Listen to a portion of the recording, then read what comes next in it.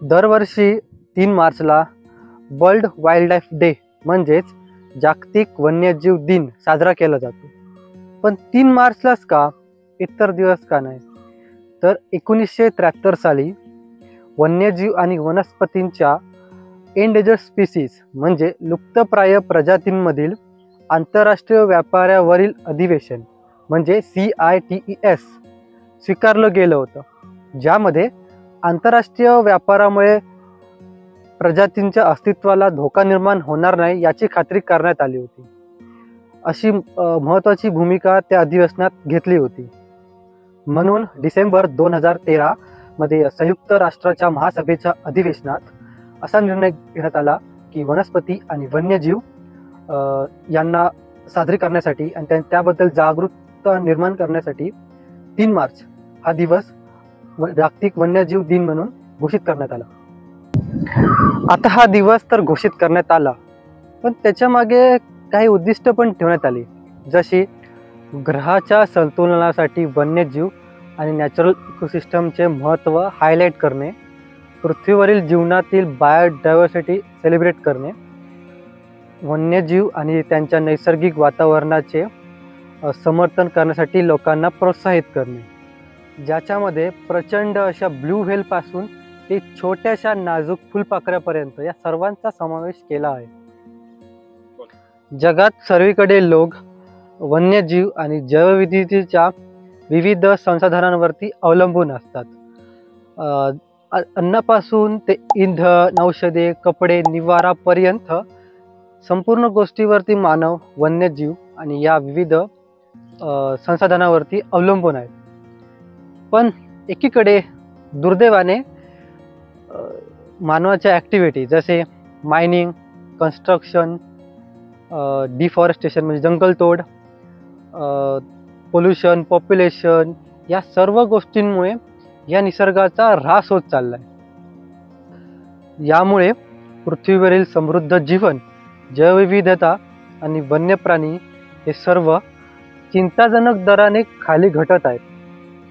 2024च्या living प्लॅनेटच्या रिपोर्टनुसार प्राणी, पक्षी, उभयचर प्राणी, सरपटणारे प्राणी, मासे यांच्या संख्येमध्ये जवळपास 73% एवढी घट झाल्याची नोंद झाली आहे. यामुळे आपल्या आरोग्यावर, कल्याणावर आणि जगाच्या एकंदर अशा आर्थिक स्थितीवर आणि ग्रहाच्या भविष्यावर सुद्धा परिणाम होत चालले आहे. पण हळूहळू आता लोकांना या सर्वाची जाणीव होत चाललेली आहे.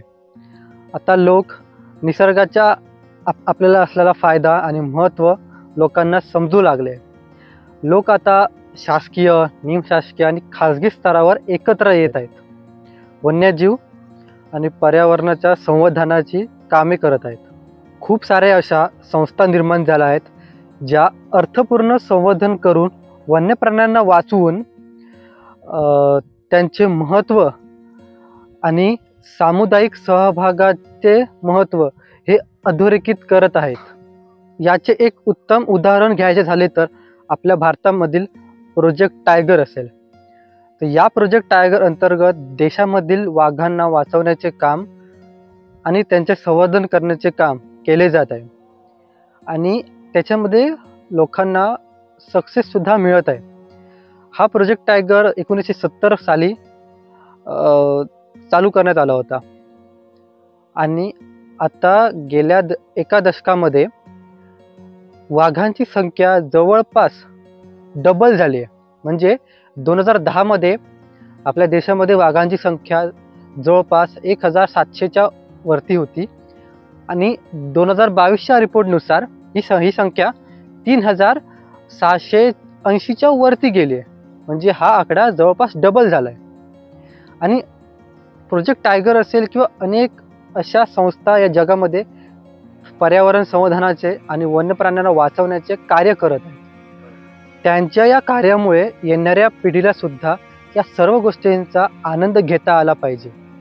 तर वन्यजीव संवर्धन आणि निसर्ग वाचवा मोहिमेत आपण सुद्धा सहभागी होऊ शकतो. त्यासाठी अनेक मार्ग आहेत.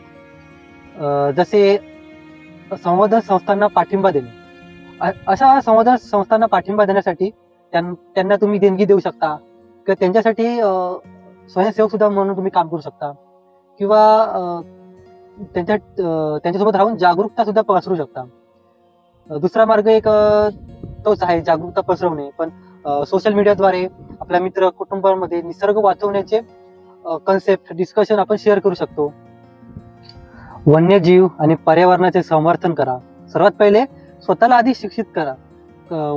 वन्यजीव असेल किंवा प्राणी पक्षी कुठल्याची माहिती असेल ही कुठून ना कुठून तरी तुम्ही त्याचं ज्ञान घ्या, नॉलेज घ्या. कारण स्वतः आपण जर शिक्षित असेल तर दुसऱ्याला आपण तेवढा शिकवू शकतो. शाश्वत जीवनशैली आत्मसात करायचे सुद्धा खूप पर्याय आहेत. जसे कार्बन फुटप्रिंट कमी करणे, कचरा कमी करणे, प्रदूषण कमी करणे असे. निसर्ग वाचवायचं असेल, पर्यावरण वन्यजीव संवर्धन करायचं असेल तर त्याच्यात पहिल्यांदा आपल्याला निसर्गाशी नाते जोडले पाहिजे. बाहेरचे वातावरण एक्सप्लोर करा, निसर्गात वेळ घालवा, उद्याने, संरक्षित क्षेत्रे यांना भेट द्या, तिथील माहिती घ्या, त्यांना जाणून घ्या.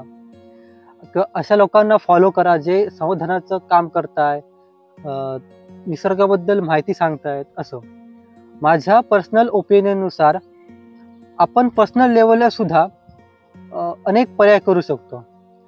जसे म्हणायचे झाले तर जगाच्या लोकसंख्येच्या अर्ध्या लोकांनी सुद्धा दर वर्षाला, मी म्हणत नाही महिन्याला लावा किंवा हप्त्याला लावा किंवा 6 महिने लावा, वर्षाला एक झाड लावले तरी दरवर्षी या पृथ्वीवरती 400 कोटी झाडं लावली जातात.